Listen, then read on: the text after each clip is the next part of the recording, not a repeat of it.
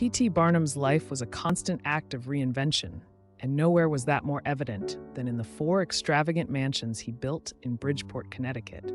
Each home reflected a different stage of his journey. With his wife, Charity, and 4 daughters, Barnum built Iranistan, their first grand estate.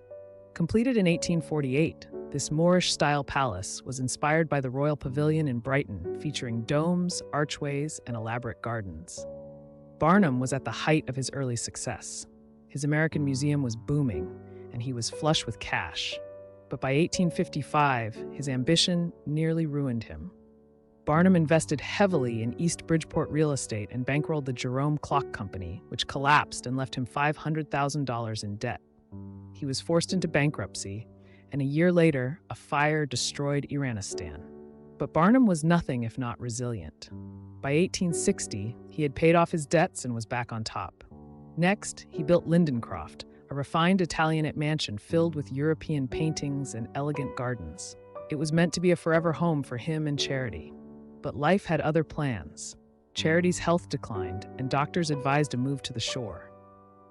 In 1869, Barnum sold Lindencroft and set out to build again. Enter Waldameer.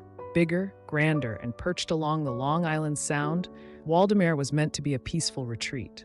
But just 4 years later, Charity passed away. Heartbroken but ever the showman, he moved forward, remarrying just 3 months later to 22-year-old Nancy Fish. The two settled into Waldameer during Barnum's tenure as Bridgeport's mayor. Last stop, Marina.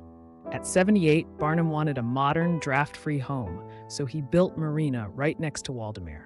It was elegant yet practical, heavily influenced by Nancy's taste, and equipped with electric lighting, hot and cold water, and a modern ventilation system, cutting edge for its time.